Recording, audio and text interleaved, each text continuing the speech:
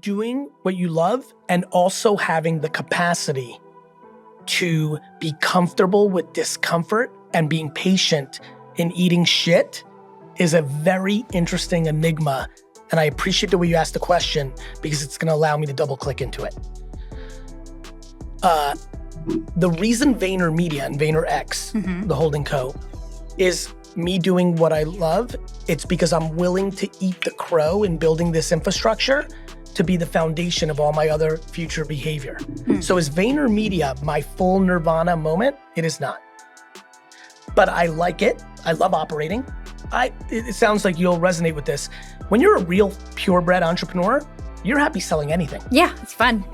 Like I'll sell sneakers. It's my favorite thing to do, That's sell. right. You know, and so like, okay, like, but I also have the capacity to be strategic, make less money, be uncomfortable. Like I worked in my dad's liquor store until I was 34 years old. I need every kid to hear this. I worked in my father's liquor store until I was 34 years old. So I had patience.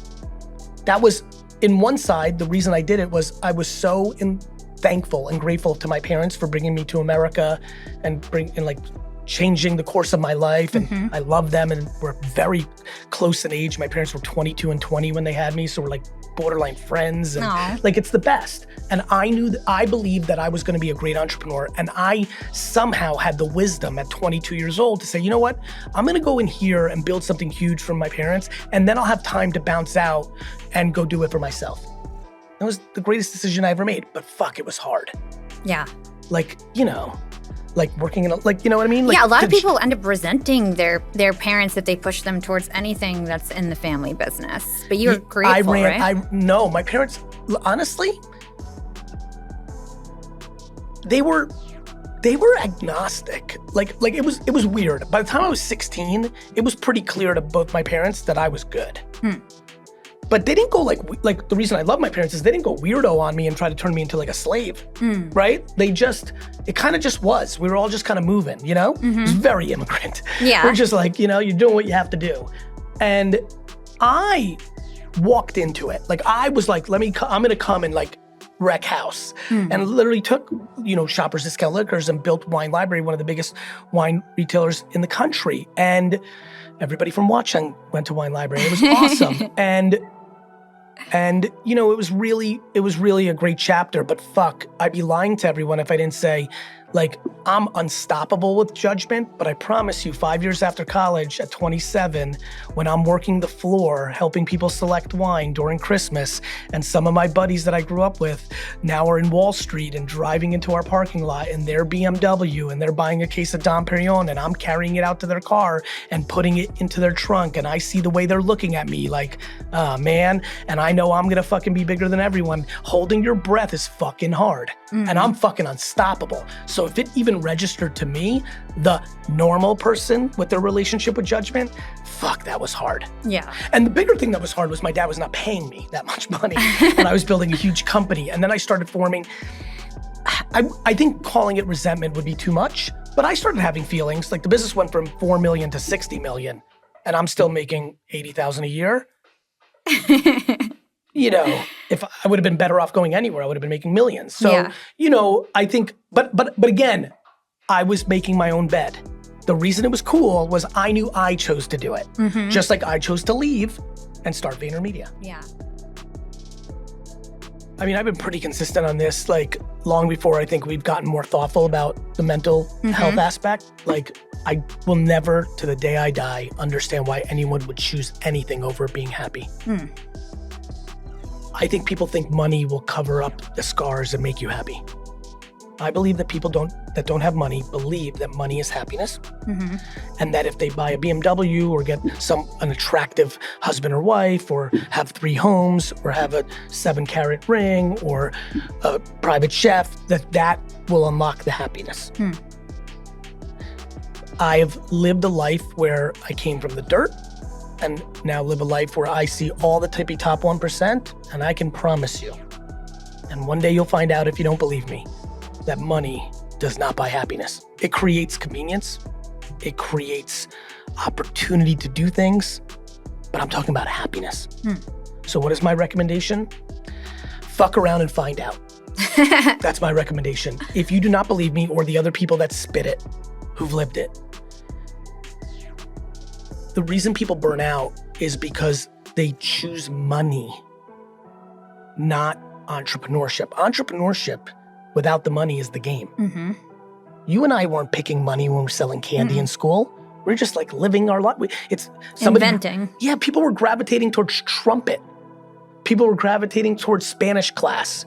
People were gravitating, like, I didn't read a business book in second grade and open up a lemonade stand. My mom didn't tell me to do that. It was delight. It was all I knew. It was my hard wiring. That's different than, and that's why this fake entrepreneurship era is tough, because a lot of them are making a bad name for the game. They're like, entrepreneurship fucked with my mental health. It's because you fucking were trying to use it to cover up your issues. Therapy should have been what you were doing, not entrepreneurship. Yeah, and it's that, I've never said that before, and I appreciate your reaction. Like, that's actually the truth. People thought the money could cover it up. The money accelerates it. Money exposes you. It doesn't change you. Yeah. So what would I say? I would say what I've been saying my whole life. Even my first book, coming out the gate, my message, even you said it earlier, like, it was crush it. Cash in on your passion. Everybody who's listening right now, think about the thing you would do 24/7 if you really could. What is your play? What is your downtime? What is your leisure? What's your favorite? Golf? Cooking? Music? Skiing? Travel? Like, if you can spend your 20s trying to make a career in that, you will win. If you go and try to be practical and be an accountant because your dad said so, or you think it's cool and be an entrepreneur when deep down you know you don't have the stomach for it, you will lose. And so I think the reason that people are struggling is that they're not in their right path. Yeah. A lot of people like to talk shit without going to the third level. Yeah. Gary, but you don't get it. I'm not spending enough time with my boyfriend. I'm like, maybe you don't like your boyfriend. Because I promise you, if you were obsessed with your boyfriend and your business, you'll make the time. Yeah. Actions over words. We become very wordy. We're really fucking wordy. Yeah. And this is not just Gen Z or millennials. Like, boomers are wordy as fuck on Facebook. Humans have become incredibly wordy because there's somewhere to put your words. Yeah. Social media has allowed us to talk. And most people talk straight bullshit. And so, Gary, you don't get it. Like, I miss my kids. I'm like, go see your kids. Yeah. People are not accountable. People like to posture for optics, but have a different reality. So, because if you actually mean it, you would do it. Yeah. Yeah, be honest about it, be honest about your priorities. Yeah, I think people just are getting really good at, like, looking for pity. Yeah. Like I'm gonna struggle to cry for someone who is actively fully in control as an entrepreneur, who's crying about it. And now someone's gonna be listening and say, but I have a job and I'm stuck. No, you're not. You could sell your home. You could pay rent at a smaller apartment. You could sell your car and take public transportation. Many people did for many generations. We've just gotten so entitled and are looking for easy. Do you know how many people complain about money and buy Starbucks?